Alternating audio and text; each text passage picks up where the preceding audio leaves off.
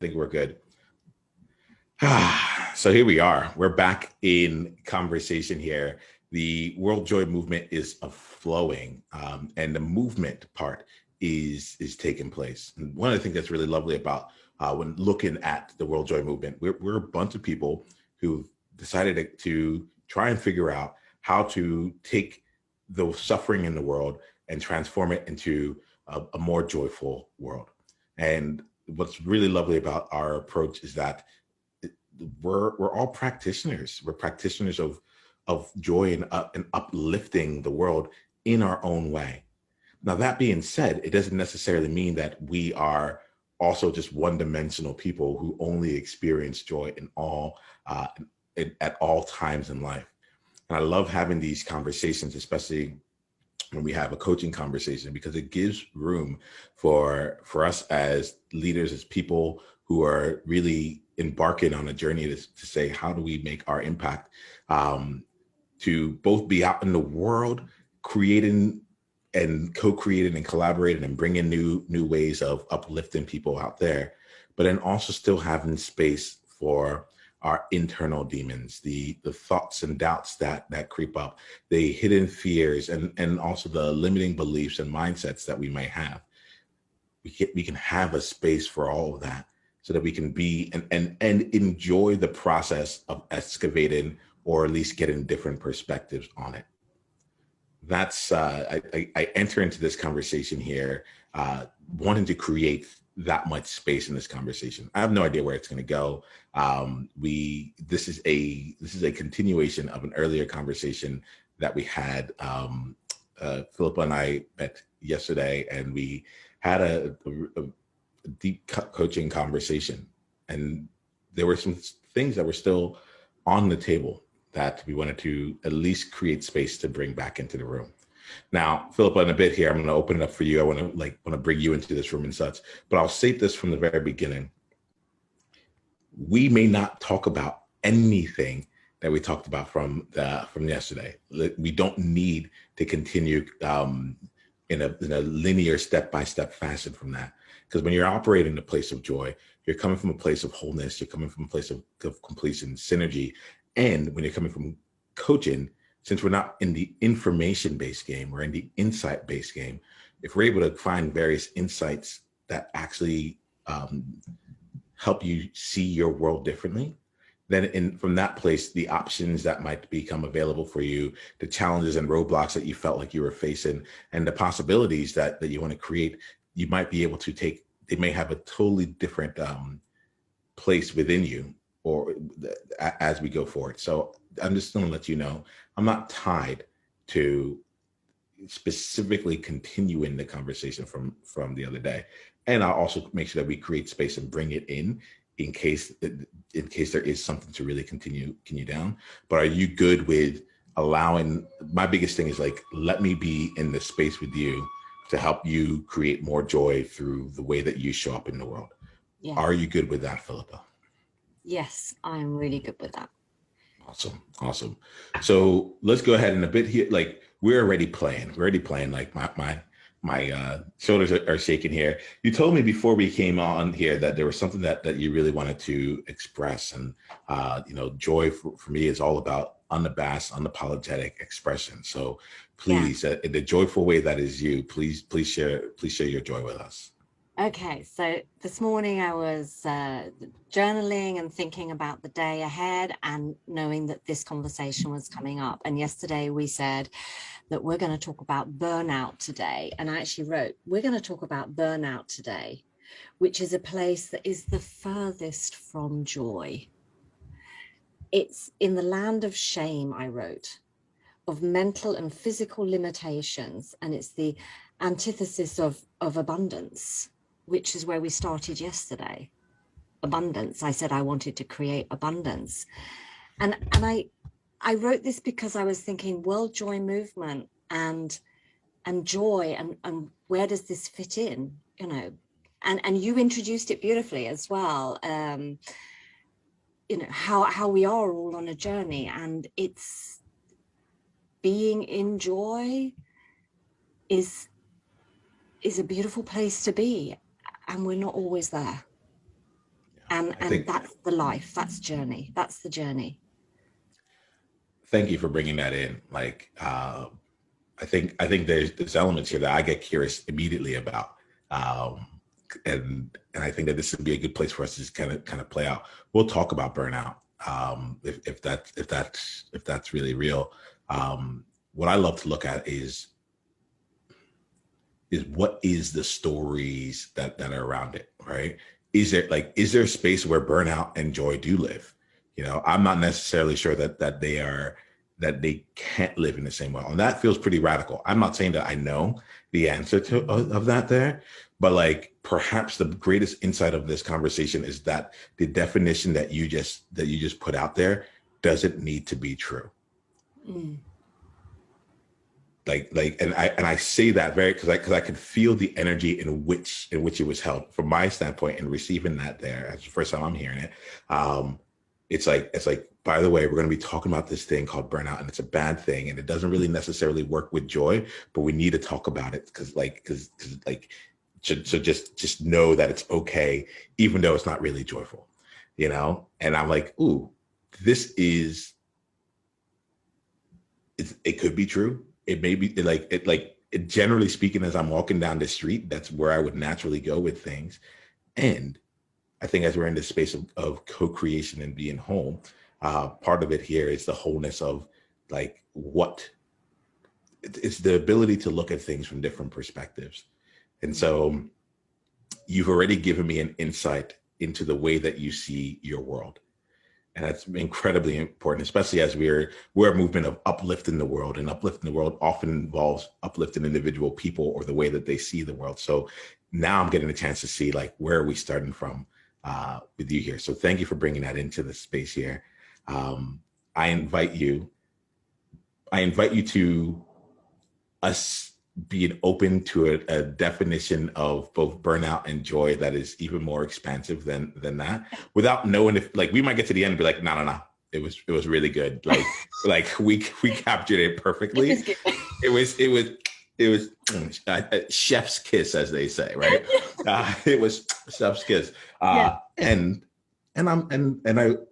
grateful that you put it in here, because I think it gives us a chance to see and slow down a little bit and see like, okay, what's going on there. I'll also say this here, and I think the other thing that's really interesting here was, how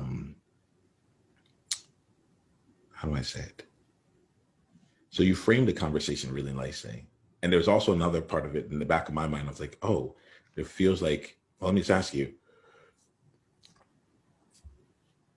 There was an element that felt like, okay, I'm going to protect the person who's coming into this space to watch this in some future day, because we're going to talk about something that is not that and there was something in there I really respect you for being someone that's like, I'm going to own this space and create this space and like set the frame, and like we were already in co-creation. I really respect you for that. And there was a part of me that was like, oh, I wonder why that was really important to say. You know, so like let's start with that here as we go down. Yeah, I would love yeah. to answer Let's that. start. That was really good that you captured that, because yeah, maybe the word is protect. The word that popped up for me now was acknowledge. I wrote that to acknowledge something. And what I was acknowledging was something that you said yesterday, where you were saying, oh yeah, you mentioned burnout, and then it's woo, woo. And it's like, oh, Philippa has learned how to talk about her burnout, and she does it so well that she moves on smoothly, quickly, as though we're talking about the blue sky and the sunshine of this particular day, you know, the weather. And it's not real. It's not, you know, and you picked up on that, and you know, so let's give it the space that in actual fact, not it deserves, that's the wrong word, but a space that I'm not giving it. And that could be the protection side. And I wrote this morning and I was nervous about our conversation today in a way that I am not normally nervous about having a conversation with you and knowing it's being recorded and, you know, going out there in the world. I love to share my processes and my vulnerability and being human with the world together with you. I believe that inspires other people. It was a acknowledgement of my nerves of this is, you know, you really nailed it yesterday. This is important for me to talk about. This is where there is something hiding, I'm hiding or protecting myself or whatever the word is. This really means something to me. And so I then wrote down that sentence because I'm thinking, how does this fit into the World Joy movement? And realizing it's beautiful. For me, it was beautiful. It was like, wow, we're for me, I sometimes, I often say to myself, we have to be sad in order to know when we're going to be happy, or when we're happy, not going to be, when we're happy. And it was almost like, oh, you know, to know joy, then there is that opposite. There is that feeling, that abyss, that just in much the same way there's that height, that amazing, oh my God, I'm up in the clouds somewhere, joy. That expansiveness and the constriction, the contraction, the smallness of burnout, the containment of it, and the freedom of joy. They cannot be without one another. It you know, it is, and because, you know, because you were saying that, some of the stuff I was going, it was like, have I felt more joy since crashing so spectacularly? And I'm like, yeah, I'm definitely live more intentionally. And I've gone on this journey of self-leadership, of learning how to set up my boundaries, of self-management. And it was a journey I was always half interested in, but it became like a mission. It became like, this is important. And this is not only important for me, but it's important for the world, so that I can go on this journey and then share that with others. Yeah. Thank you, Philippa. And I want to acknowledge that there was just like some video things going on my screen. So hopefully I didn't throw you off too much. I'm going to do also a couple different things here, because I think that if we don't do it, it's going to get in the way of you actually being able to create what you want, right? So the first thing I'm going to do is I'm going to release you of having to make this make sense or be worthwhile or be joyful or anything like I'm going to release you of anything having to do with any other person at any point in the future that watches this, whether they watch it today, tomorrow, or 30 years from now, right? Right now, you have a thing. You're one that reminded me about this. Self first, right?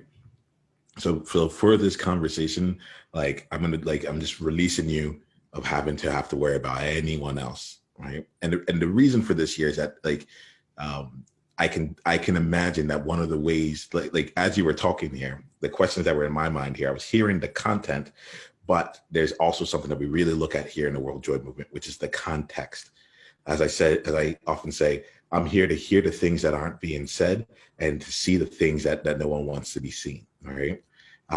And I'm still really intrigued by, it almost felt like that you needed to protect someone else entering into this conversation, not necessarily you, but almost like by protecting them, you're protecting you.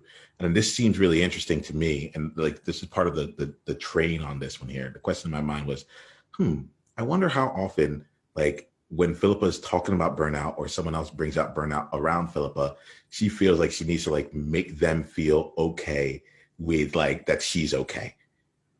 Let me just check in on that there. Oh, that was lovely. That was a nice concept. Yeah. Yeah, absolutely. Yeah, I don't even know have any more words for that. That is absolutely that. It's fine now. I've got it under control. You know, that is part of my history and something I have learned so much from. And I've also learned to be grateful of aspects of it. And I'm still working on that gratitude, but it's there, that there is something there. And so, yeah, I definitely think so. It's but it's raw as well. There is still aspects of it that's raw. So when we brought it up yesterday, it's raw. Yeah. I was nervous because I know it's raw. And maybe it will be raw for the rest of my life. A place where that you know, it's not, maybe it's not about necessarily healing. It's maybe about acknowledging that happened. And it's not about smoothing it over and making it better, because that then kind of diminishes what happened as well. It's like, it happened and it felt like it felt, and it did what it did to me. And so that's it's not about healing. I guess it's about, for me then, you know, learning to be a part of my life more and more and more, and draw strength from that as well, you know, bringing that with me more and more, which I guess I'm not doing, you know, in many ways. I don't talk about it that much. I don't, you know, it's not. Yeah. I really appreciate you, Philippa. Like, what's happening right now in this conversation, like what we're doing right now is we're spending some time creating the space for the type of conversation that will get you to someplace different when it comes to burnout, right? When it comes to this part here. It was a thing for me at the beginning to see, like, okay, I how do I say it? It's almost like, do we have the space right now? If I wanted to go in and just start asking the questions around the burnout and tell me, do we have the space right now for you to be able to actually express it in the fullness of you? Or are there other barriers that might get in the way of you actually being able to go there? So that's where I'm going to ask some things. I think we need to create some agreements for me to feel like I'm really being able to go to places, and also for me to get a chance to understand, like, yeah, for the communication to come through clear and to be received, right? And I think for you to also go to places that you really want to go, like however it works. I can feel that. I get the sense of, like, when you came in the beginning with the definition there, that was you creating. If I'm hearing you, like, that was for me, in a sense of, like, I'm going to go into this conversation and we're going to talk about something that isn't this. And I also was hearing that isn't joy in your, like, and I was also hearing, like you're creating the space for you to be okay being in that conversation on this platform, right? Yeah. So that's part of it. I'm Yeah. hearing one. I'm hearing one there. So thank you. Yeah. Two, for me, for us to, like, in this co-created area that we're coming here together, my ask is that we make an agreement that we don't worry about anyone else getting any value from this conversation at all, right? Like that, like to be just self first here. That is and I'm going to play that game too, like, to just be present with just the two of us here in this space here. Are you in agreement to show up in such a way that no one else needs to get any additional value? It's like you're just here for the thing that you're here for. Yeah, I am. And I'm going to add to that, because it's also what I thought just before I came on this call. And I stood here and I'm like, this is a space I can do this in, because I know you can hold that space. Whatever's going to happen, I have complete and utter 100% trust in that you will hold that space for me. And that was a, you know, significant thought for me when I came in here.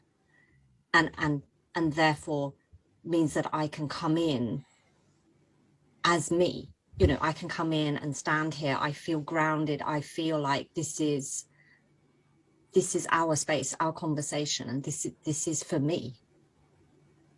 Awesome. Awesome. So let's continue playing with that. I want to just see for you, Philippa, like as we're creating a space for you, right? Um, Knowing like you brought up like when I brought up the burnout and how you can make it look a certain way, how you can do things with it. I'm paying attention to see it like in this conversation already. How does Philippa treat burnout right now? How does she hold it?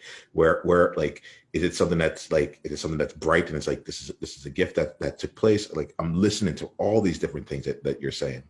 Um, how will you, this is the question I need to know. How will you fool me or yourself in this conversation when we're talking about your burnout? Where are some of your escape pods? Where are some of the ways that you might try and kind of like, I don't know, I'm going to say wiggle out of the actual like transformation that's on the precipice?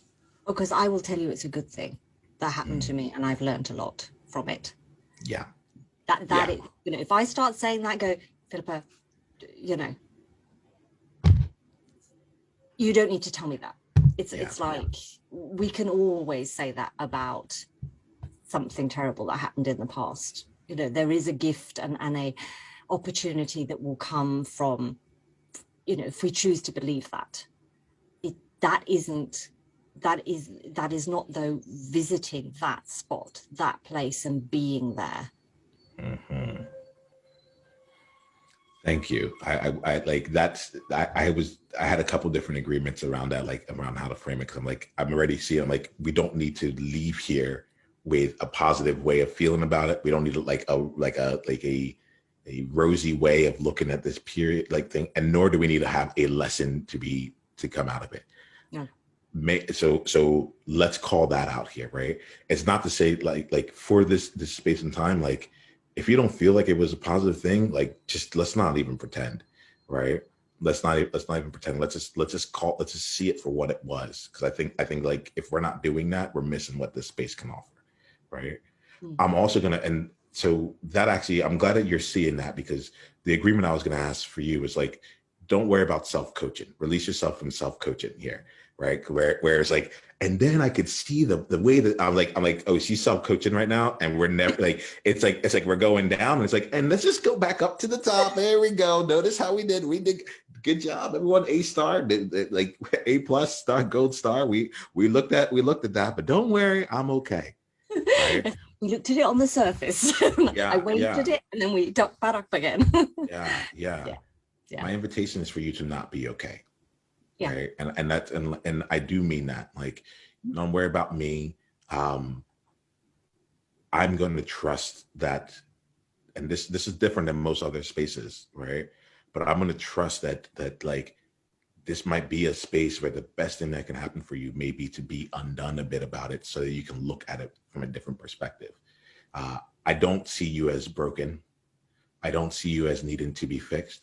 And we are here in a movement.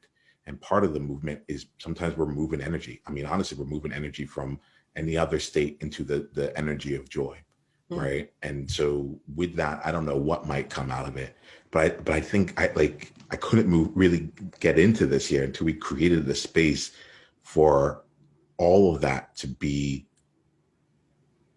it's not even acceptable. It's just like, it's to be a non-issue. And not like, it's just, if it shows up, it shows up, but you don't need to protect yourself. You certainly don't need to protect me or anyone else on this. Are you like really hear that invitation? Because like, are you good to play that way? How would, like, actually, let me just make sure, how would you frame what I'm inviting you to do? How would you say what I just said there? If you had a bottom line it in terms of what it means to you, what I just said, what would you call that? I would call that, if I end up standing here crying for 10 minutes and can't get a word out, that's also fine. Awesome. Are you willing to play that way? Yeah. All right, cool. And you might be angry, you might be joyful, like not joyful, but like happy. They're two different things.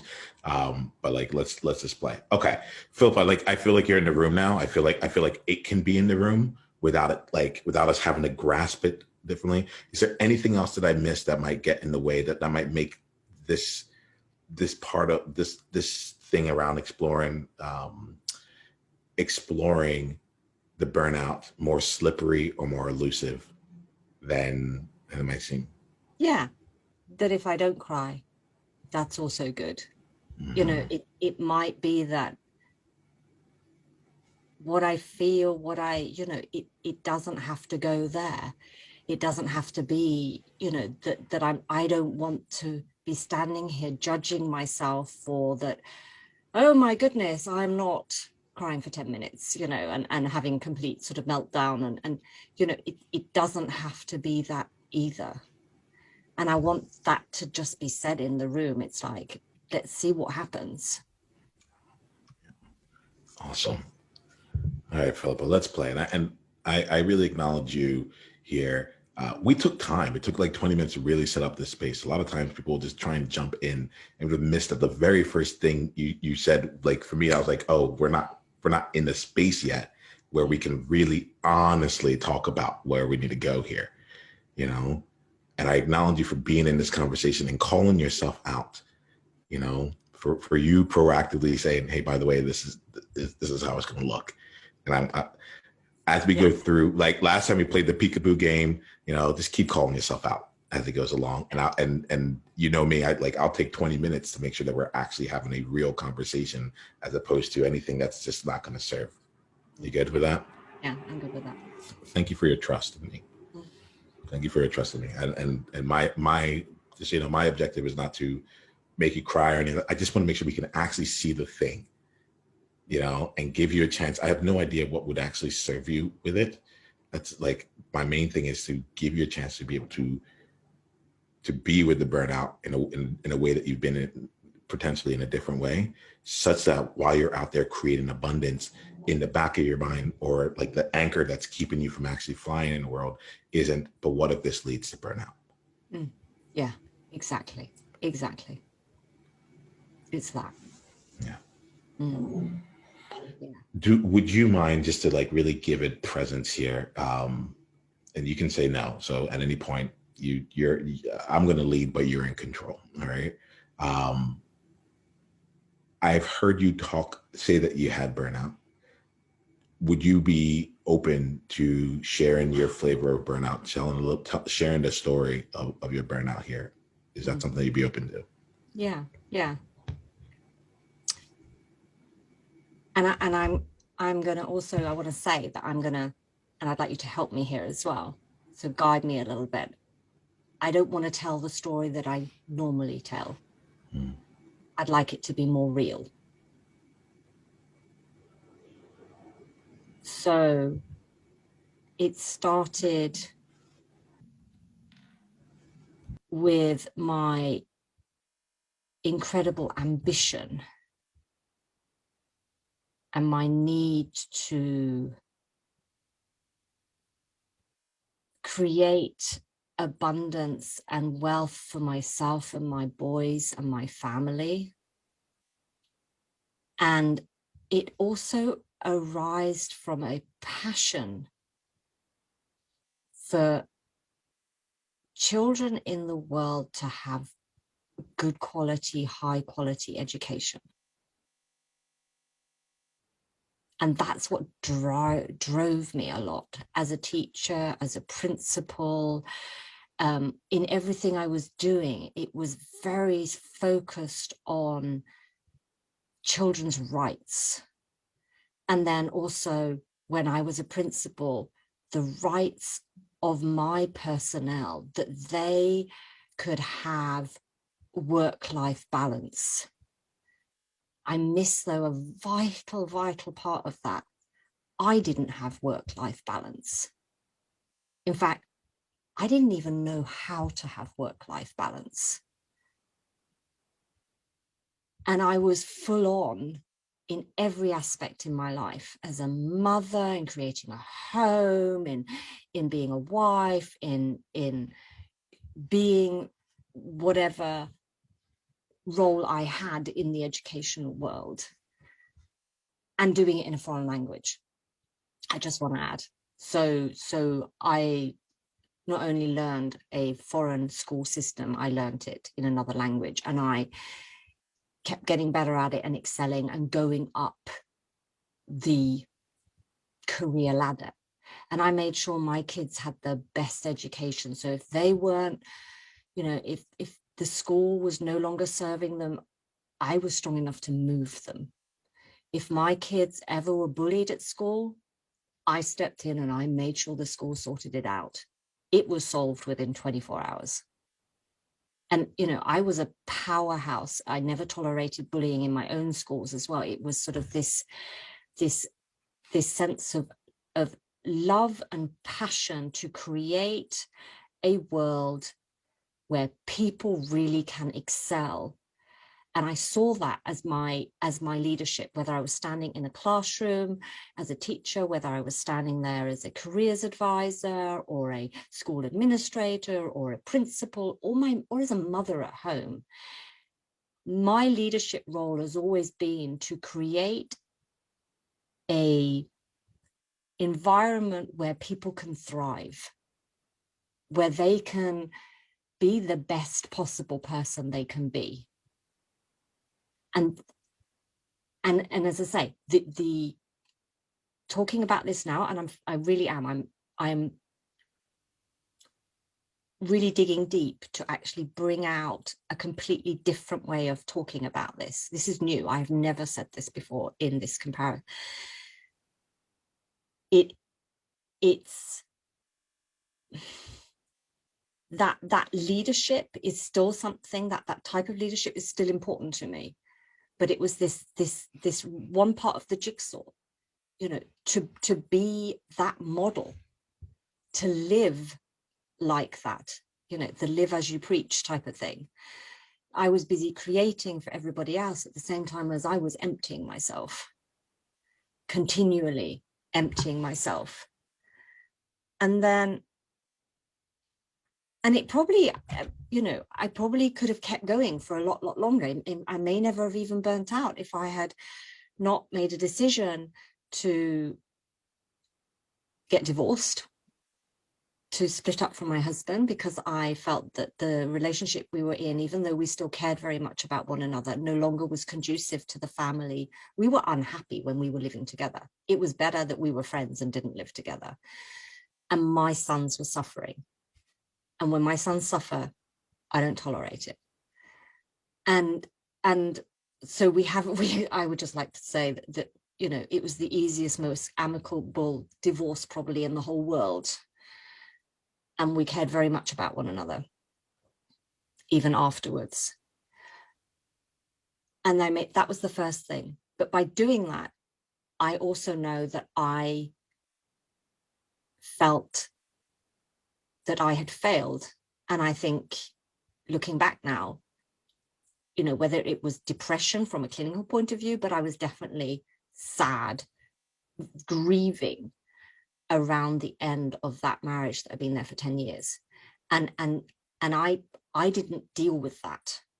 I didn't look at that. And then on top of that, I moved into a new relationship that wasn't really serving me. And at the same time as I then decided that my son needed to move from the place that we were living on. We were living on an island in the middle of the Baltic, and I wanted to move him to Stockholm. So it wasn't just like a move down the road. It's a big move. And I was also doing vocational training at the time at university level. So I was studying to be a qualified principal at the same time as I was doing a full-time or more than full-time principal's job, because that's what it is. It's a bit of a kamikaze kind of job. And so my plate was already full, just studying and doing the full-time job. And then I added the move on top of it, which required me to find another job to find schools for my kids, and to sell my house, pack it up, sell it, and move into a little apartment in Stockholm, because that was what I could afford. So I had to also scale down, get rid of a lot of stuff. So the whole of that I was doing in 2013, 2012. It doesn't really matter. It was around that time. And there was this year, and the house looked like it was going to sell, then it fell through, and I ended up asking the person that I was together with whether we could actually move in together with him in his small apartment, I and my son, so that at least my eldest son could start the school.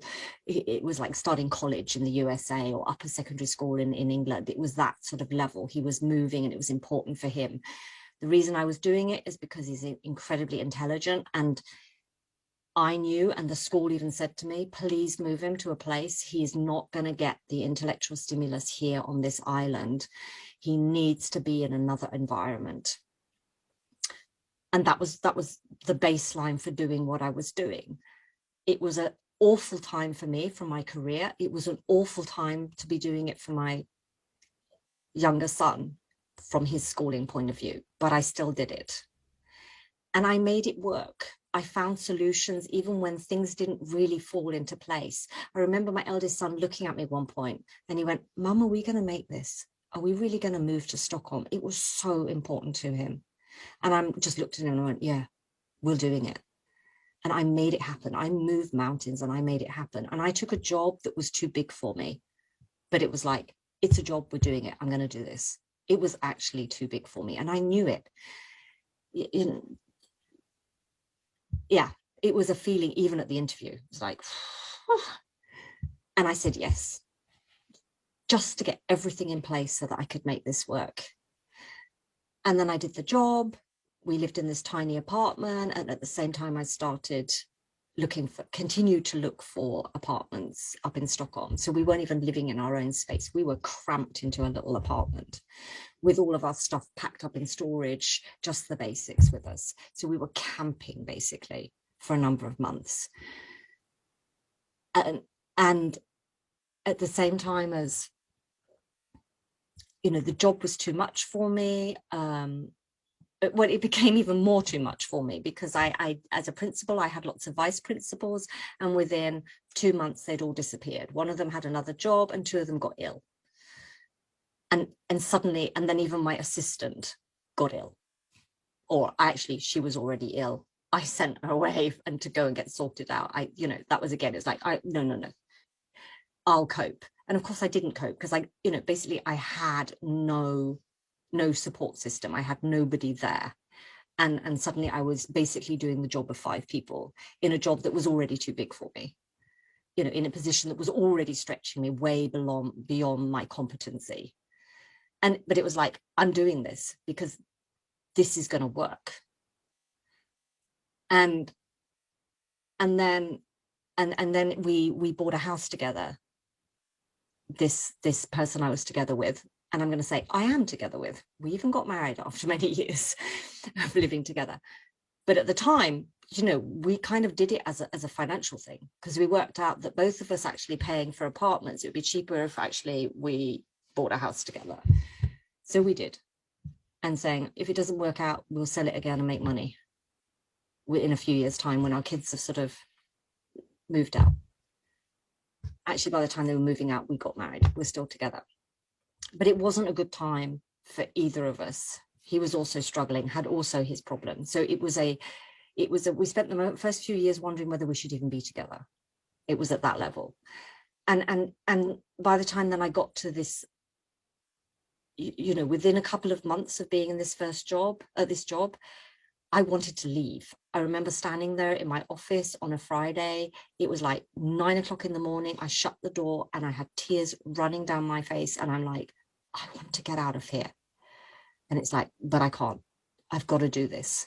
And so I kept going as my health got worse and worse. And I started feeling that sometimes I was dizzy when I was getting up out of a chair. I had trouble concentrating. I was having great trouble sleeping. and the immense pressure I was under all the time. And I just kept going. I kept going and I kept going, and I created an amazing Christmas for us. And then the new year came, and then I took myself off to Dubai for five days, because I was gonna then relax. Could I relax for 5 minutes? No. I was so overstretched, there was no way that was going to happen. I came back and I realized that my health was so bad that things were not working. Things, my mental, things were not working anymore. And I knew that if I didn't stop now, I might not be able to get out of bed one morning. I'd gone too far. So I'm like, I think I think I'm burning out. And so I went to the doctor, and sure enough, that was what they diagnosed. And then, of course, then I was off sick. And within a month, my employer then said to me, we don't want you, we're kicking you out. Which in some countries, you can do that. Actually, here in Sweden, it's very difficult to do that, to kick somebody out when they're on sick leave. So I fought tooth and nail to not let them do that until the November of that year. So that in April they did that, and then in the November I made the decision to leave and organized a payoff and sort of settlement thing, and I left. But I left on my terms, and I left when I was ready, because I no longer wanted to have the "you are on sick leave" label on me anymore. I didn't want that. I felt that that wasn't serving me anymore, and I needed to step out of that with all of the consequences that had. And I thought, I'm not going to get better playing that I am sick game. I need to step out and go, I'm something else game, giving myself another identity and moving out of that. So and then that was perhaps the start of the journey to recovery, when I took over that. So I'm going to pause before we get to the journey of recovery, right? How are you feeling inside right now?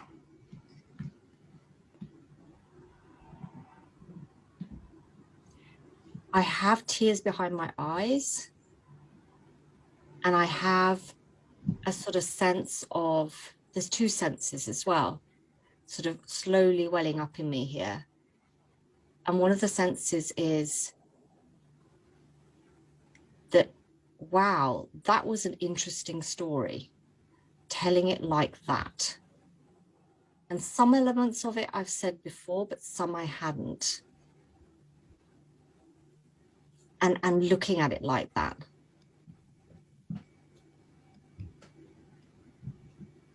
And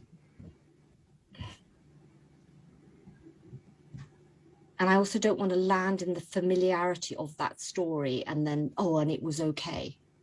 Because you know what? It wasn't okay. What wasn't okay about it? Like, give us more. Tell me more. It was, the feelings, everything I was doing was not okay. Can I ask you a question around that in particular? Like, because there are certain times in your story that I got really curious. You talked about the Friday morning when you went into your office, and you had tears like streaming down your face, and you're like, I don't want to do this. Like, can you take me to that there? Then shortly afterwards, you talked about like the dizziness, the trouble getting up, the trouble sleeping, and just like feeling the pressure there. I would love to, like, you walk into the room. If you can take me to that day, you're walking to the room, to your office. You go there. It's a Friday morning. Most other people are excited. It's the end of the week, and for you, there's tears like running down your face. Like, what was going on through your mind? What led to it? Like, it wasn't just a spontaneous thing per se. Like, what was to the extent that you can remember? Can you take us to that moment and maybe just walk me through? I can. It's this sense of pressure that was just always there now, and relentless. So each day then a new problem arose, a new challenge, something new was being thrown at me. And I felt this sort of, I was already bearing up, you know, under an incredible weight, and felt so, this sort of constriction inside me. And I don't even know what it was that triggered, you know, what actual event happened. But it was, and it might have been nothing. It might have been literally, I had arrived at work and I go in there and I look at that, you know, it's a new day, and what am I doing here? I don't even want to be here. You know, I didn't even like the aesthetical, you know, the actual surroundings. They weren't even inspiring for me. I actually hated the school building I was having to work in. You know, up until that point in my life, I had always lived and worked in beautiful places, funnily enough. And so that, and I think, so it was just walking into this room and closing that door behind me. And as I say, and I think it was closing the door. It was just like, I just need to close the door. I just need to breathe. You know, and it was like, I just need to shut out everything when I did that. And I just stood there, and it was like, I still can't breathe. It's still all here. And this feeling of, I don't want to be here. And it was going through my head. It's like, I could just pick up my bag and I could walk out and never, ever come back. And just the fact that that was going through my head at that time, you know, it was there. And then, of course, the voice of reason sort of came over and went, you can't. You have kids to pay for. You know, you have a home to sort out for them. You have no choice right now. Walk over to that desk, sit down, get in front of that computer and do your work. I think it was just after that as well. Some people came in and they were bringing up a problem. And I remember standing there and trying to deal with that conversation, just wanting to cry. And I maybe even said something like that. I don't know, you know, and going, I'm at the limit. I cannot take one more thing. And you know, and I can't even remember whether I did that or didn't, but I may have done, because I was so weak that the sort of the, you know, I couldn't be professional enough to keep that to myself. So I may have even said a sentence along those lines. And I remember then letting them out again and shutting the door and just like, it was like, I forced myself to do everything. I forced myself forward. I kept going. And it was and kept ignoring all of the signals, you know, but it wasn't like I was ignoring, it was actively pushing them aside. And I'd been doing that for a long time, you know, warning signals, etc., and going, no, because this is the way forward. This is making something possible for my sons to stay here. And you know, I've given them the Astrid Lindgren upbringing on Gotland in the middle of the Baltic Sea. Now they're getting streetwise in you know, the big city Stockholm. And this is my life work. This is me being the best possible mother I can be. There was that part of me. And there was also another part of me, Niyama, that was going, and I need this too. You know, that island was too small for me. I also wanted to stretch my wings and fly finally. And to also be an environment where I could grow more, you know, even more, and be in a more international place. I over many years, I was missing using, missing my mother tongue. I spent 25 years speaking other languages and very little of my mother tongue. So 10 years German, 15 years of Swedish, or 12 years, 15, whatever. And I also think that part of me wanted that because I saw myself living in Stockholm. I saw myself living a different life, and I wanted it too.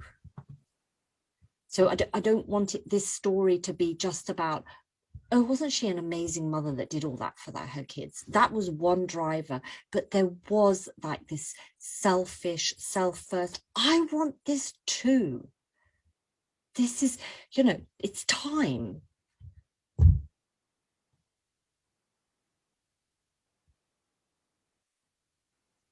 And when I say that, then another reflection comes up. And I think that's why it's still raw and so hurts, because part of me is going, and it didn't really work out, or it still hasn't really worked out as you imagined it.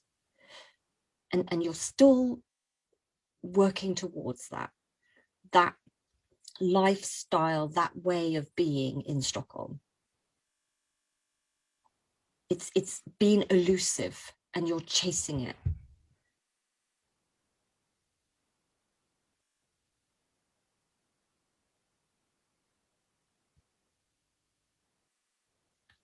Yeah. And that,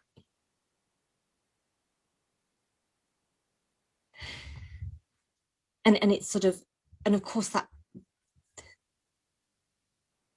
no, I was going to say something, but that becomes an intellectual self-coaching. So we'll leave what happened previously in life, that could be that's not relevant. Today is sort of like, yeah, it was that today, it was like I had a glimpse of what it would feel like to earn a good salary, to live in a city, to be able to have easy access to the stimulus that I wanted to have intellectually and emotionally, and the richness of living in a city when I'd been and also to be close to the countryside, to have that sort of the Stockholm is not a very big city. It's easy to get out into the archipelago and enjoy the beauty of the nature and the countryside. So it's like I still had both. And I had this glimpse as I was a principal, and then I lost it all. It all disappeared. It all, and there's this sort of feeling of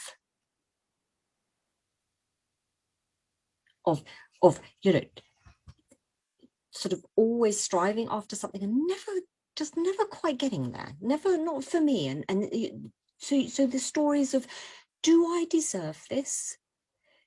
Those negative thoughts, those things that are going to pull me down and go, maybe you're never going to get there. Maybe you're just going to pretend and play being that person that you want to be.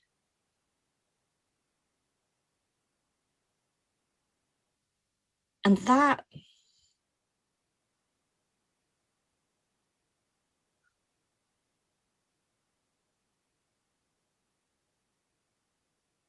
and that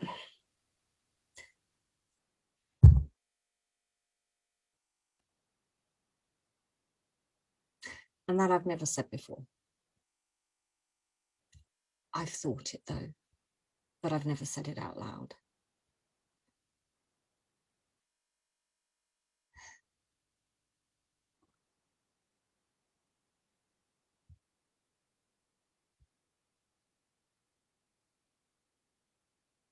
So in some ways it's a bit like, when I say that burnout, when I want to do the self-coaching thing, burnout was a good thing. It was a gift and an opportunity.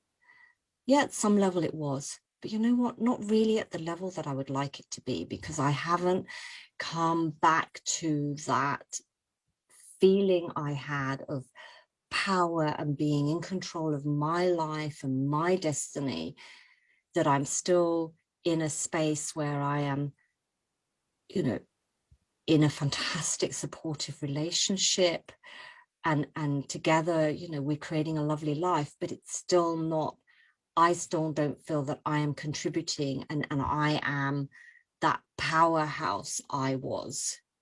At the same time as I don't want to be the same sort of powerhouse I was, because I understand now that was destructive. I always emptied myself.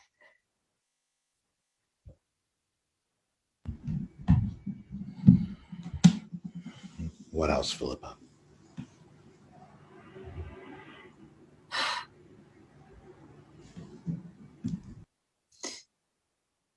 Also, I feel, and it's something that comes up again and again, is I feel, even though I created something really good for my sons, I also feel that I've let them down. That because I fell so hard, and and the way I behave, a way somebody behaves when they're burnt out, is emotionally unstable. So and them living with a mother who in some ways, I suppose, had always been so incredibly strong for them and had shown them how to stand up for themselves in life, had shown them, you know, had protected them, had led the way, had created these things for them, was so weak and was so unstable and unable to sort of go out there and get another job again. It took me a few years to get a full-time job. They sacked me after 2 weeks because they realized you're still not back. I couldn't concentrate long enough. And so, and I also, at the time as well, when I was suffering, my youngest son was suffering as well. It took him time to get in, you know, it took him months, maybe even a year, more than that, to actually really like living in Stockholm area. He would say to me sometimes, I miss Scotland. You know, I'd like to just be able to turn up in school with the clothes that I love wearing, you know, which was kind of like sports clothes. He loves sports. He says, I don't want to turn up in a Gant or Ralph Lauren pullover, etc., because that was the type of school he was going to, because that was the place that we'd moved to. And it's like, I remember him coming home one day and he says, Mum, are you expecting me to be a civil engineer? And I'm like, no, you can be whoever you like. And I'm like, where do you get that from? Yeah, because all of my friends at school, they're going to be studying this, this, and this to either become basically a lawyer or a civil engineer. That was the expectation. That was the place. So we had come literally from this Astrid Lindgren, you know, Pippi Longstocking, you can, you know, world where you can be who you are and you are the strongest, to a, you know, I'd also put him in a place where there was a completely different set of values and rules, which was so far from, you know, his blissful childhood. He was a child still, although he was an early teenager. He was much more of a child than everybody else in his class. They were so much more streetwise. They were so much more grown up than he. And so that was also a part that really hurt, that added to that suffering that I was feeling. It was like, and you know, today, I don't think either of them would ever say that they regret the move. And I know both of them are flying high and they're loving it. They're absolutely loving it. And my youngest son has the most amazing group of friends here, and he's had the most amazing experiences he would never, ever, ever have had if we'd stayed where we'd stayed. So there's a happy ending to that. But Niyama, it still gets to me. I can still wake up, first thing in the morning and feel regret, feel, fear and shame, literally shame sometimes, because I won't even talk about it, and go, what did I do? What did I put my youngest son through? And even what worry did I put my kids through that I wasn't functioning for a long time?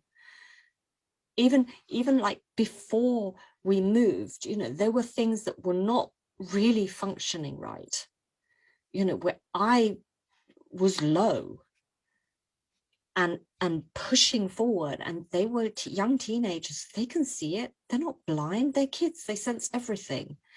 And so there's this feeling that I failed as a mother during that time as well. And I look back on that and think, you sort of this classic sort of, I'd love to turn back the clock and do it differently. Not the move, but to have made it somehow better, to have been there more for them, to have been stronger, to have not let them down. So I didn't just let myself down, I let them down. And they are two people that are worried about me today. They will express worry, and they will say to me, we don't want you to burn out again. Oh, it's good that you're doing this, but, and I get it.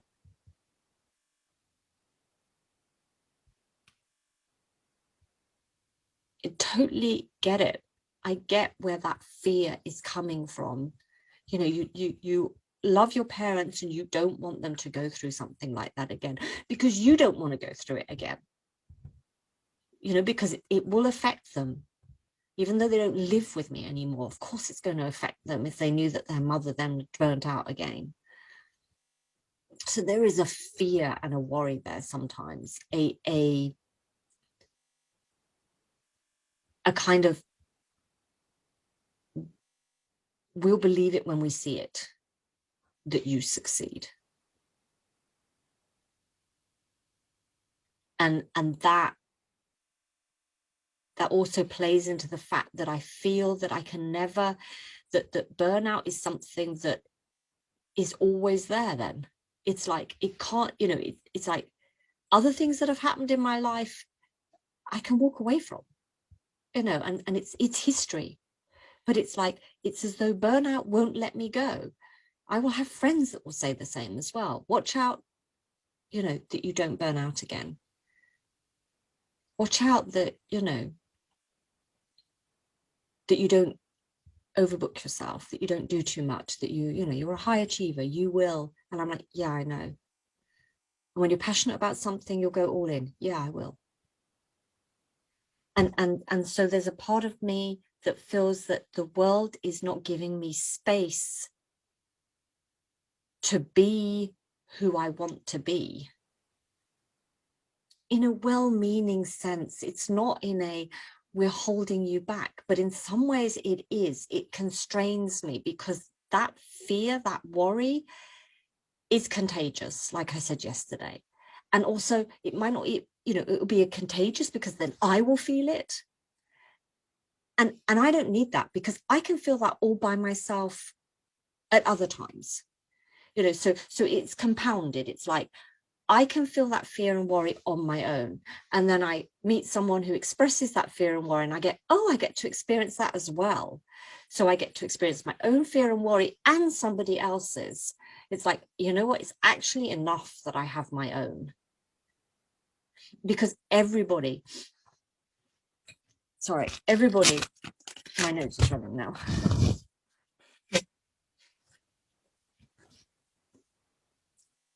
It's because everybody is, has their own fears and worries. Every normal person does. And that kind of is enough. Having other people fear and worry as well about me, that compounds it. That makes it, more fear and worry to deal with. and a sense of what is it I have to do to prove to people that I've got it now.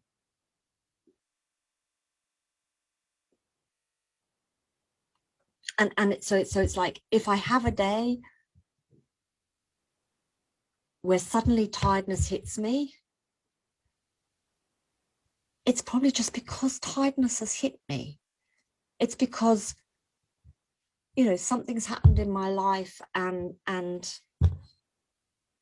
you know, I was worried about something, or stressed about whatever, you know, or I did too much. I had, you know, it was too intense, and I got tired, just like any other person would. It doesn't mean to say I'm on the cusp of burnout again, because then the following day I'm fine again.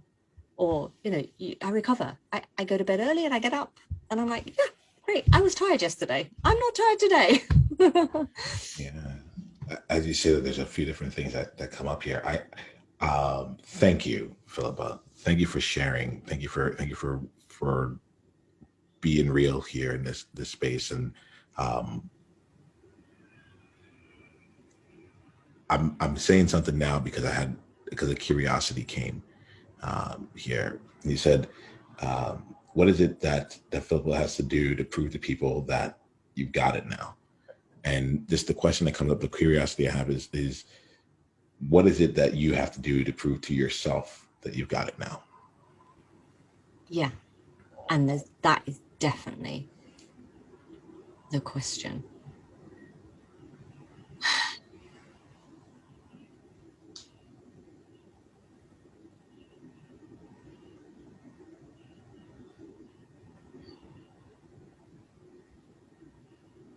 And it's difficult to pull the threads apart, because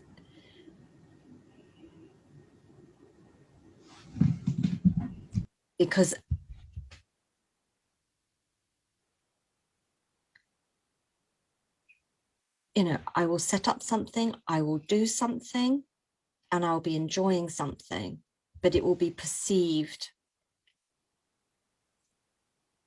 by someone else as too much. Watch out, or you're doing this all the time. And it's like, no, I'm not. So it's sort of like a two-edged sword as well, a little bit, because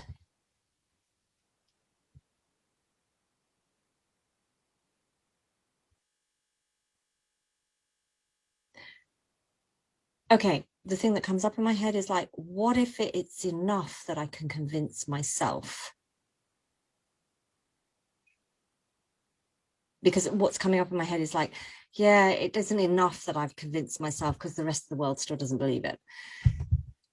But what if it is enough that I know that I've got this? And when do I know that I've got this? The answer is I'll never know. How can I know? At the same time as I also know that I have knowledge, skills, and tools today that I didn't have back in 2012, 13. In fact, I'd moved to a place where I had no, you know, basically no friends here. So network, none. So today I have a network. Today I have tools and skills and abilities. So life can throw some shit at me. And it can blow a storm. And I've got it. I've got it. And I can recover quicker than I did before, because I can label the enemy. I can see it. I know the feelings, and I can work to shift it, even if it still takes time. But I know there wasn't like I was saying, I was deliberately ignoring it before. You actually said you were forcing it. You were forcing it and pushing it away. It was not just deliberately ignoring it. Like you were actively pushing it away. Actively, absolutely. And I don't do that now. I do look at it and I go, okay, what's happening here? Okay, recalibrate. Stop, think about it, look at it. What's happening here?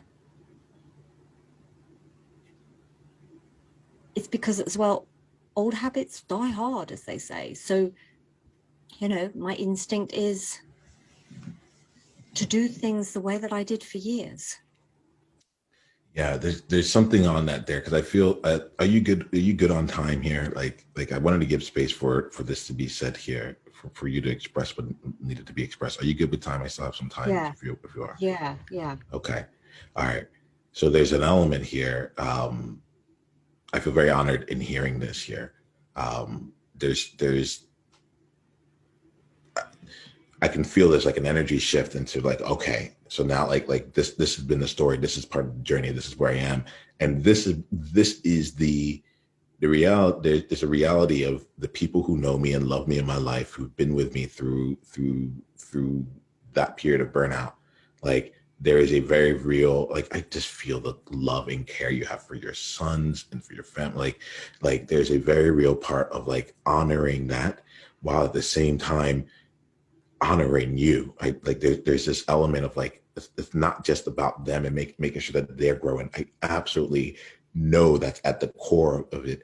And there's Philippa's desires, Philippa's wants, Philippa's like need for growth and challenge and exploration, and the world that she sees for herself and the life that she's seen for herself. And both of those things are existing. And I'm hearing right now, as it relates to burnout in particular, some tension that's there.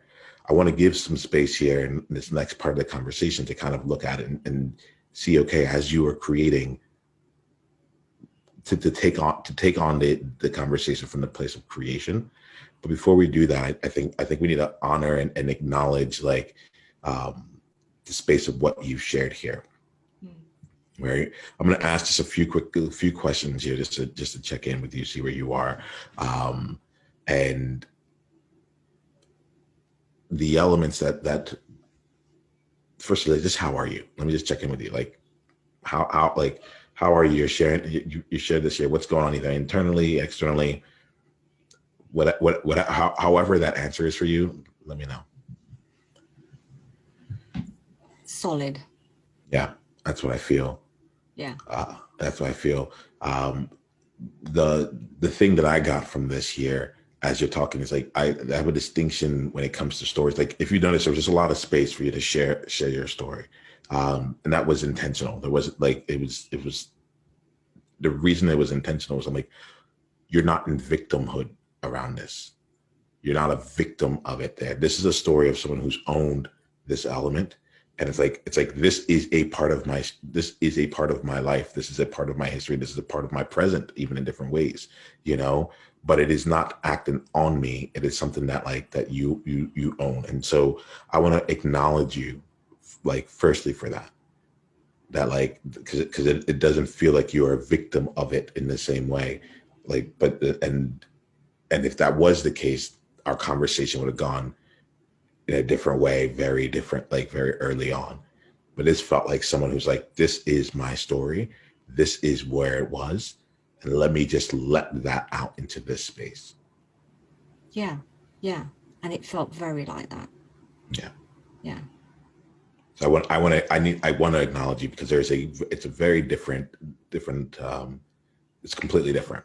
And there's some people who are there are people who will hear your story one day that you can share from a place of ownership that might still be in victimhood around it, and not know that, like, well, actually just to know that it's even possible to come out on the other side as you are, or to go through the journey. I don't know what the other side is. There's a part of me that is very cautious about euphemistic terms or completion, or like Sunny or Able, like, yeah, you're on the other side, but to know that there are like you've gone through the journey, so much so that, like, for years it was hard for you to hold down a long-term job, a full-time job, right? Like, you've really gone through it, and you know what the impact is on your family, especially those that you've made a lot of decisions to invest in them. and you also see what that impact is, and you carry with you some elements of those things. And I just acknowledge your ownership of that right here. And I wanted to state the power in hearing you share this story in this way. Thanks. Yeah. What was your greatest insight, or the thing that surprised you, or something that like you're like, oh wow, that I didn't expect, or I'm really glad that I said it, or whatever it is, or like what was something in the story that you just shared that felt fresh to you or meaningful? I'm glad that I said that I wanted the move too, so that I could fly, and leading on then into acknowledging that the insight was that I wanted something that I still haven't got. That what and I hadn't realized that there until now, that there was a vision, there was something, even if I hadn't written it down and it was super clear to me, this is it. There was something diffuse, a feeling, a way of living and being that I was dreaming that I haven't managed to achieve yet. And that could also, that insight of linking it to, is that why I feel that burnout is still there? And then just from the last thing you said, that it isn't maybe about recovery. It's maybe not about coming out the other side. That there isn't maybe a beginning or end, because there's a beginning and end to life, but what happens to us in life, there isn't really a beginning and end. It's just a continuum. And perhaps freeing myself from that as well, that there is an end and therefore I can let go. It's almost like that burnout has become another layer of my complexity and will be that part of me. And as much as other values, experiences, everything else, is makes us complex as people. It's not something to park, to package, to put over there as, well, that's my story. It's and that kind of feels also sad to say that, because I guess there's a feeling that I would really like to just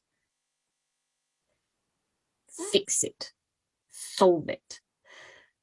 It's like the things that people say is like, oh, you can burn out again, and people say that it goes quicker next time.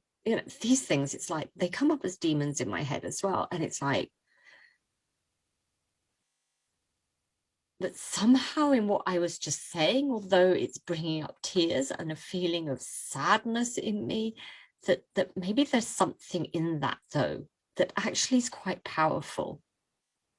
That there's a level of acceptance of that being actually part of me and who I am.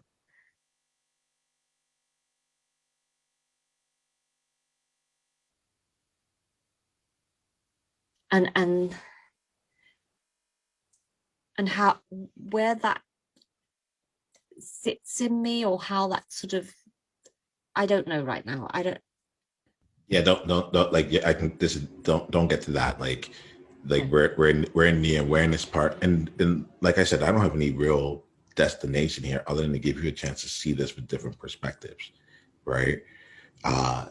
and part of the thing that comes up through this is that we're excavating and giving you different levels of awareness around this, so you can see it, take it out of the blind spot, and give you a chance to see it, so that when you're out in the world and you find yourself either wanting to create or not creating, or feeling that something's holding you back, or feeling that like something like something's off, you know, you have more that you can look at and be able to identify and say, oh, here it is. This is like the, you have more of those resources available to you in your own toolkit. And look, there's an element of this that, you know, I'm going to ask that we hold it open to, this could be you. It could be a part of you. It could have been you for a time, whatever it is. When you talk right now, you remind me of when I meet people, and I'm like, I'm a recovering people pleaser. I'm a recovering people pleaser. I'm not a recovered people pleaser. Every single day, I have to go out in the world and make sure that, like, today, I'm going to show up real. Today, I'm going to show up honest. In this conversation, I'm going to do it. The first like 20 minutes of this conversation, when we're setting up the conversation here, I'm like, someone's going to watch this and be like, why didn't he just jump in? Like, what, like, you know, like, and there was probably part of the reason why when things came up around the definitions at the very beginning, I ended up like stating what I stated, where I'm like, let's not worry about other people. I'm a recovering people pleaser. It is the basis of the business that I have. You know, it is like, and I recognize it because, and as such, I use that now to go out into the world and help people like own who they are, while I'm also working in real time on my own people pleasing. Like, this is like, and I have, and there are levels that I have that keep showing up with it.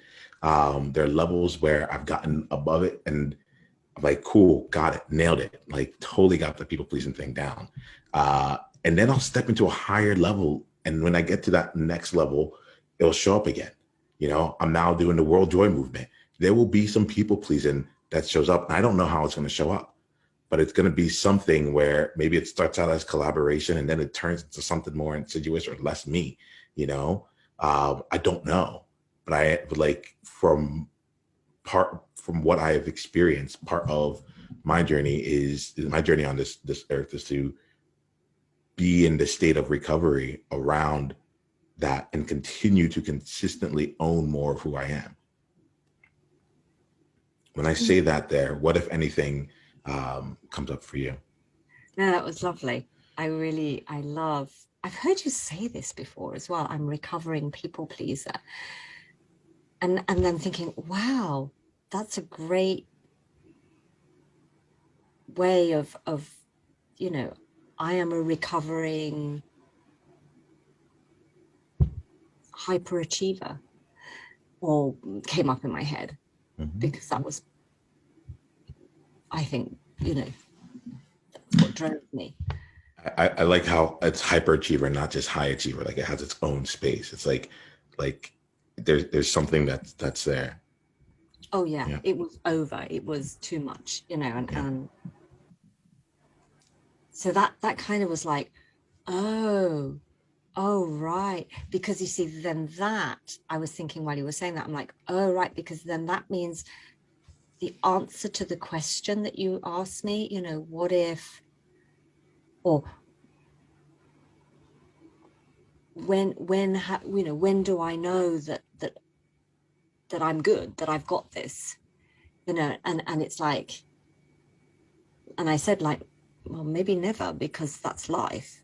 And then realizing that's part of being the recovering part of it, is that is my dark side, and that is there, and that's part of me. And to redefine it like that, that's actually really interesting. Yeah.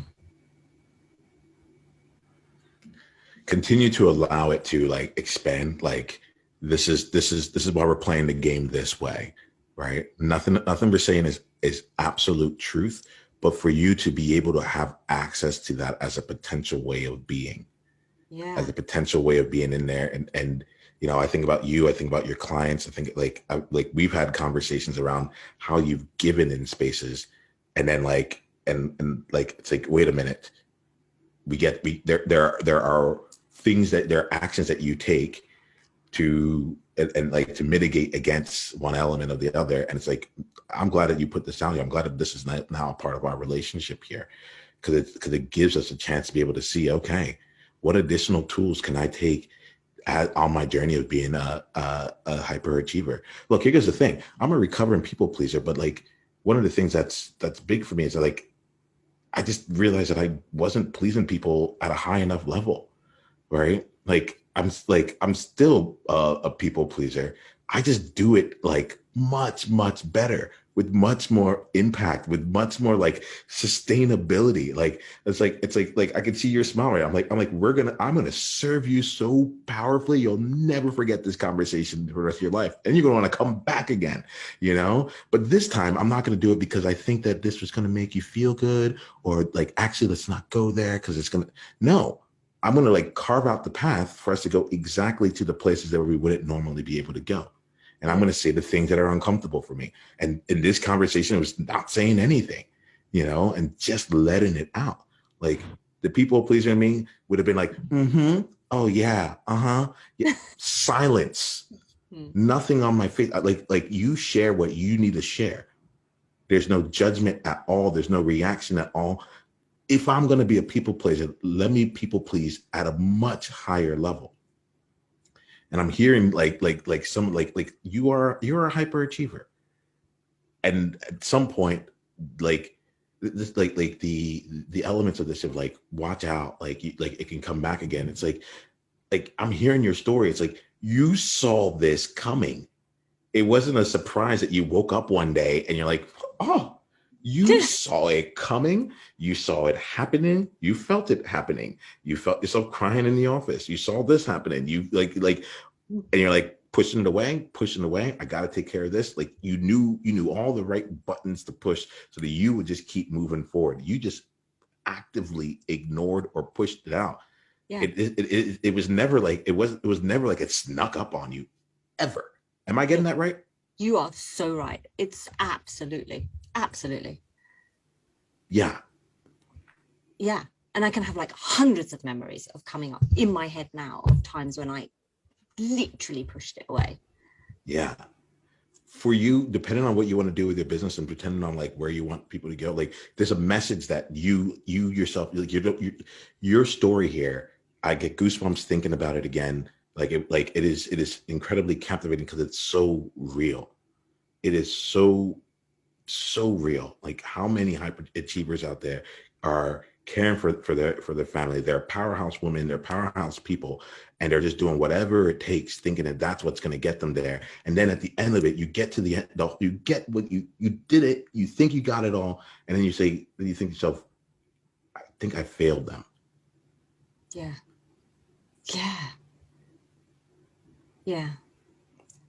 Sometimes we hear these stories and they're talking about what is it? If you climb the ladder of success only to find out it's on the wrong wall. Yeah. Like, you have your own version of this. You have your own version of like I was pushing through. I ignored everything because I'm like, this is what's best for them. And then you got to the end, you're like, I don't even know like if it was worth it at all. Yeah. I can have that thought.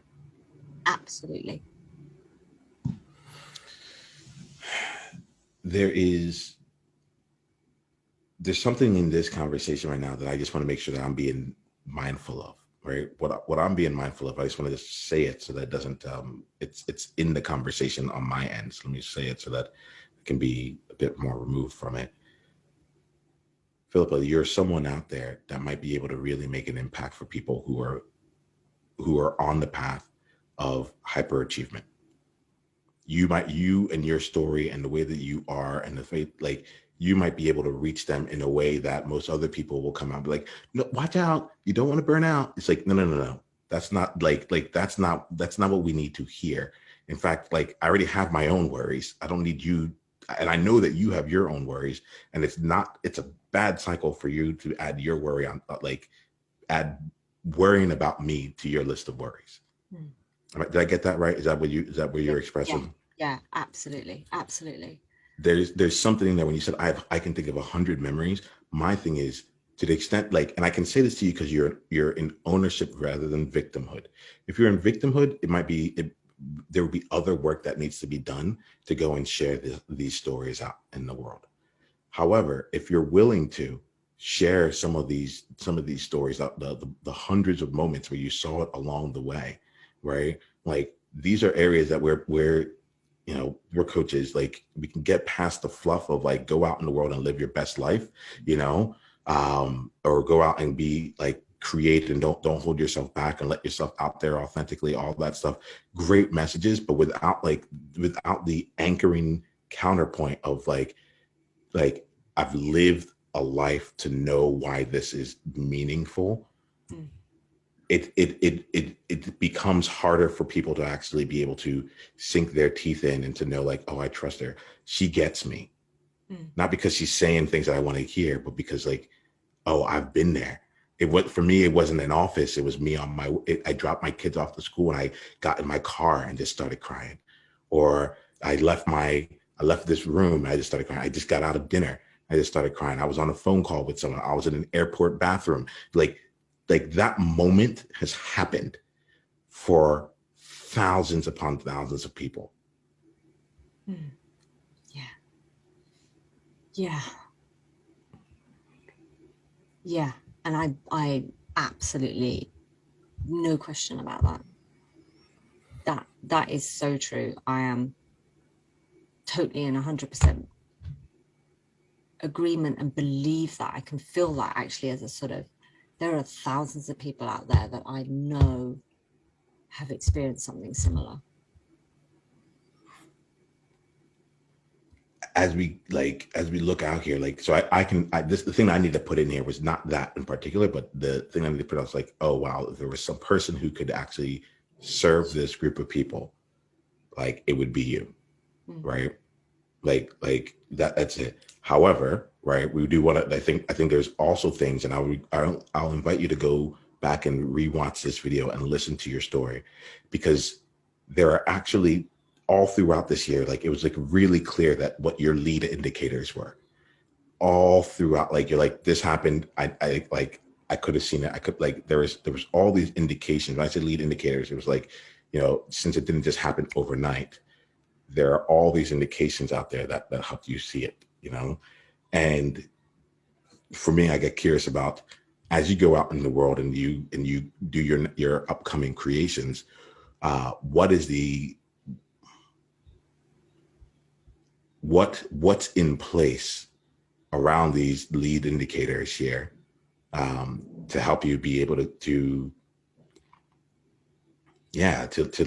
know how to move forward, or to know. It's almost like, I think about like driving. If you get into a car accident, you're not like, I'll never drive again, or I've gone over 10 miles per hour, I gotta stop. It's like, no, but you need to have the speedometer and know, like, actually, I don't need to go at X, Y, and Z, or, oh, this is a busy intersection, I now know how to look at that intersection and approach it differently. So there's a part of me that's like, I'm actually in this moment right now. I gotta ask two questions, actually. One, are you in a space where you have the capacity to go, like to go any further with this, or like, actually, have we gone where we need to go for today and you're complete? Let me ask that. Yeah, I Okay. have the capacity to go further. Yeah. Okay. All right. There's a part of me that realizes that I need to make sure I ask you what it is that you want from, like, given all this that we've talked about here, right? All I knew is that we we're going to create space for you to slow down and explore the burnout. Um, there's some things that if you're okay with, I'd like to take some time to share back some of the things that I heard that didn't just feel like yeah, that reached me, or that like, if you how do I say it, that feel like they could either be tools in your toolkit or stories for you to continue supporting yourself and others. Are you good with me sharing back some of those that really stuck out? Okay. I talked to you already about the victim versus ownership. That really came through. you said something earlier, like you took a job that was too big for you, and you knew it, and there's a part of me that, like, as I was listening there, like, I'm like, okay, is that an indication? Should she not take on things that are too big for her? But then there was things that you said a little bit later on that came in where you're like, I was a principal. I took on the job as a principal, but I had 2 to 3 vice presidents and an assistant, and they all got sick. Like, what I got from there was, like, not only were you taking on something that was larger, like, than where you had been in the past, but the support system was there. You said I had no support system. I had no one there, and I was already in a job that stretched me, and I had to do everything on my own. Yeah. Yeah. And so there's an element here that one of the things that comes out for me is like, okay, support system wise, as you, for whatever you choose to create now, like, what is the support system that you actually want to have in place? And as those things fall off, what are your I call it like the andon cord, which is like a Toyota lean manufacturing thing, where it's like, if something's off on the assembly line, you shut the whole assembly line down and you fix it, and then you continue on. So yeah, you literally said, like, I'll cope. Like, everyone fell away from you, and it's like, I'll cope. So that to me is also like that sentence, I'll cope, is an indicator. It's like a flashing light on it, like check engine. Yes. All right. Yes. Let me pause with that. There's going to be a couple things here, and any reactions to that, any response. Right now I'm throwing it back. I'm not necessarily saying this is where you need to go with it. Thoughts? No, but this is really good. This is I love that, because that's definitely sort of things that I have in place, and some of it's a bit diffuse, and so this is going to be good to really make it more visual for me of putting on those brakes and going, that's it, stop, that's it, this is, you can't carry on like this. And there, definitely I have a completely different support system here that it's very clear for me now. And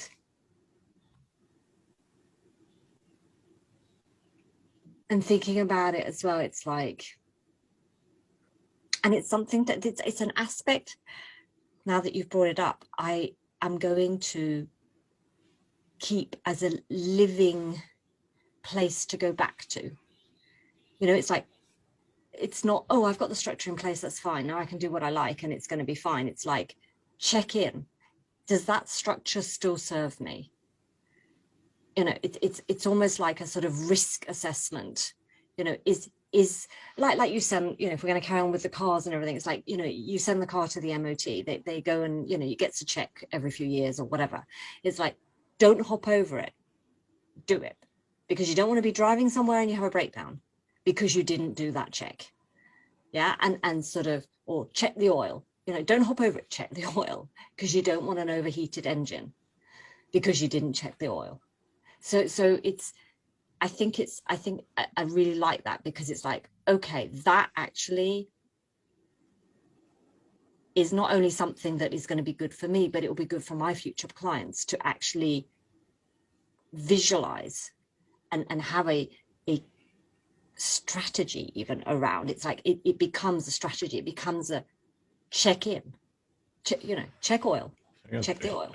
Yeah, like, that's like, you said earlier, you said like, oh, I'm faster at recovering now. And I'm like, Philippa, I don't want that for you.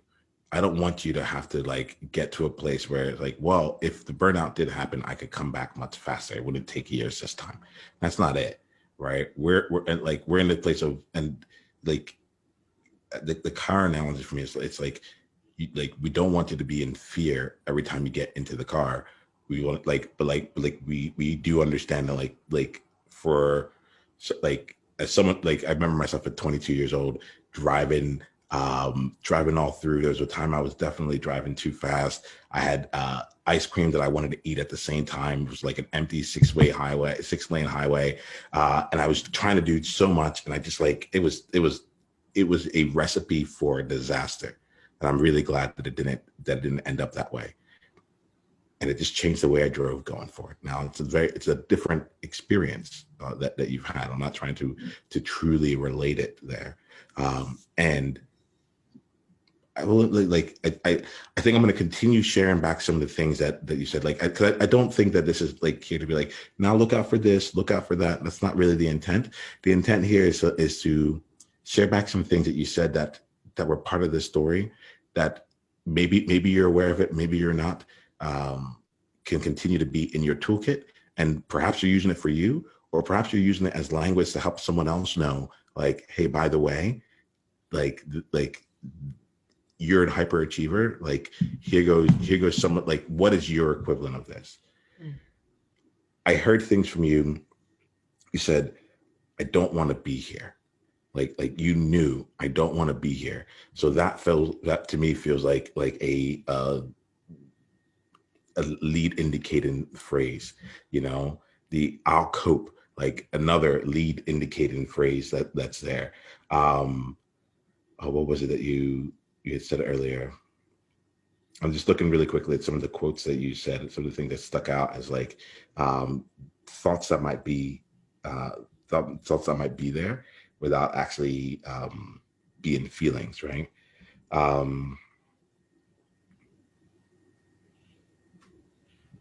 I could just pick up my bags and leave. I force myself to do everything.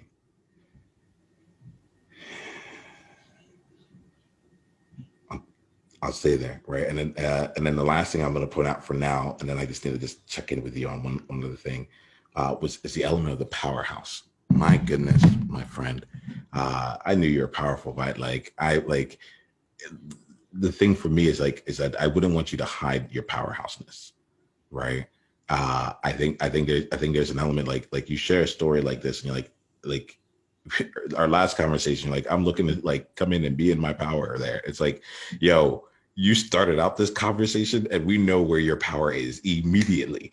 You know, there's no power pose or I got to step into my body or any of that stuff. You're like, I was out there advocating for children's rights. And like, when it comes to education and this, you know where else my power lies? If someone comes even close to like bullying my child within 24 hours, that is rectified. That is done. I do not tolerate it.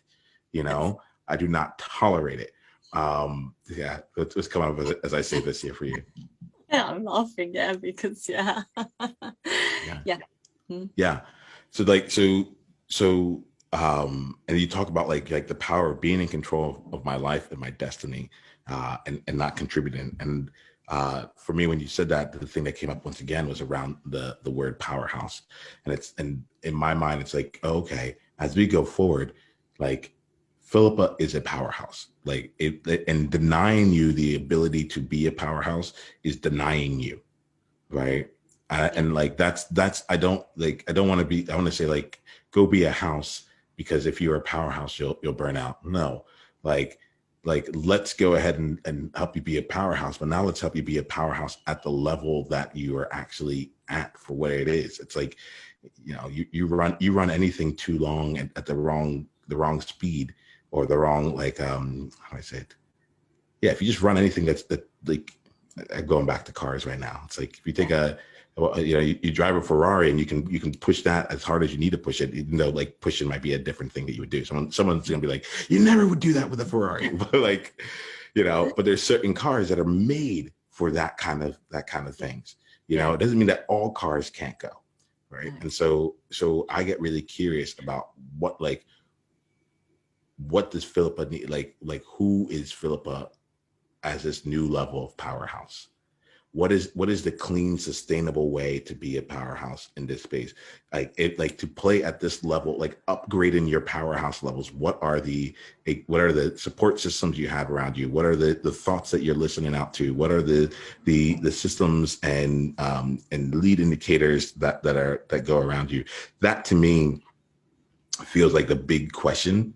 You know, it's like, how do you continue to be a powerhouse? Because I know I experience it. You have so much energy, so much to give in the world here. And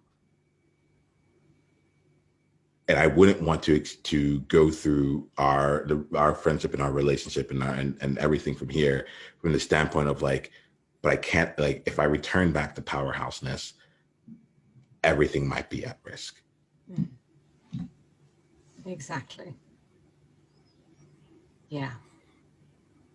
And that feels so liberating when you say that. What It's like, what feels liberating? well, it's like, you saying that, and I'm like, I get it now. I can be a powerhouse, and it's okay. And at this space, I mean, I feel space, like mentally, in my emotions now, I feel space, that there is space for me to do that. It's sort of a faith,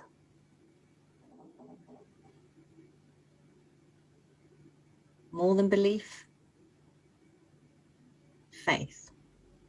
It's landed there. That it's, yeah.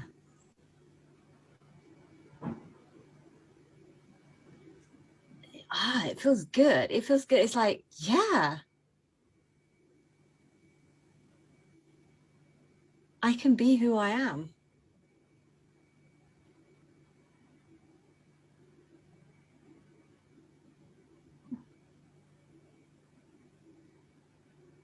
Full stop. Period. Full stop. Yeah. I'm feeling here, Philippa, that this is a good place for us to I would want to go on. There's so much here. Like we talked a lot. I think it'd be a good space for us to complete this conversation, let some of this stuff integrate, and then come back again to see like, okay, now we can talk about the creation question again. Yeah. Part of it being how do we create you so you can go out and create in the world. There's stuff about what, yeah, and I think that's what I want to continue to hold as space for you, continue to hold as space to play inside of the World Joy Movement. It's funny, you started out this whole thing around burnout doesn't really live with joy. I'm like a movement is supposed to take you somewhere. To me, when you described this here, what I heard that the result was burnout, but I was hearing a story of suffering, and it was like, I will cope. I can deal with this. I will be with this here. Actually, you know what? Whether you're suffering or not, shut up and get the work done, And to me, when I look at like the World Joy Movement, it is a movement of saying, how do we take a world that is currently suffering with people who are currently suffering and help make a more joyful space out of it? So suffering is actually right at the core of this stuff.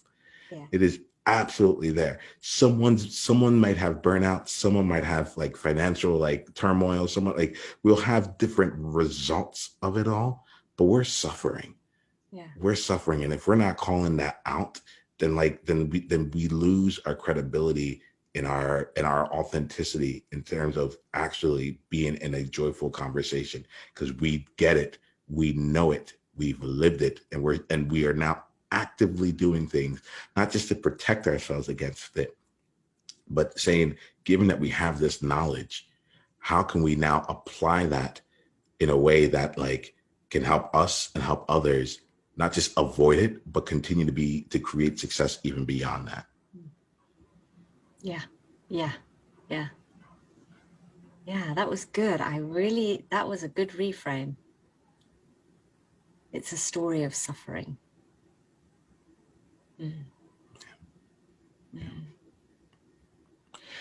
So I think this is the right time. I think we complete here, right? We complete here, we create additional space for us we let some integration come through. We create additional space for us to say, okay. And you can let me know, maybe we're not at creation phase. Maybe you're like, look, some things came out and I want to just understand how do I take what I just said and use that powerfully, or use that to create myself as a powerhouse or whatever it is. We'll see what it is.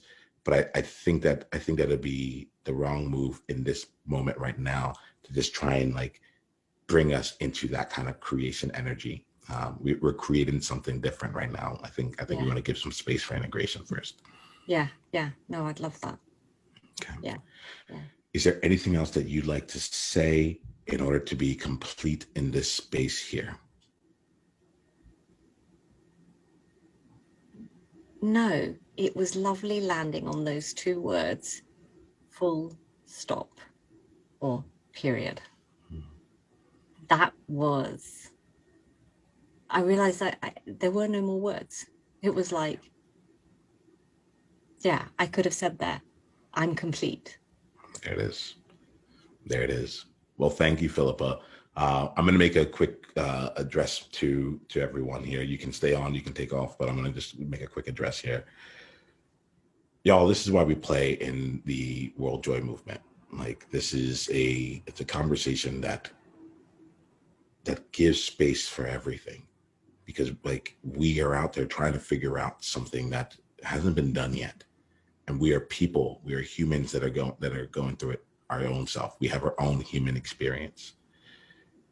I invite you to watch, to reflect, and to also just watch this a few times, watch various parts of the story, watch some of the interactions afterwards, see how we integrated, see why did we pause in certain places, what were going on there, and notice not just the content of the conversation, which in and of itself was powerful, the context in which we actually used to get to some of the places that we did and the choices that we made, so that you can bring into your world, into your context, a new and additional tools and resources to have deeper, more powerful, more meaningful conversations and more actions from there.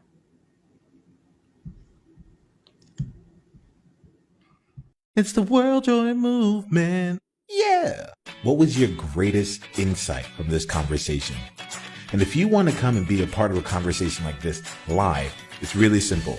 Just go to beworldjoy.com and come introduce yourself, and let's take the conversation to the next level, because you're there now. All right, let's play.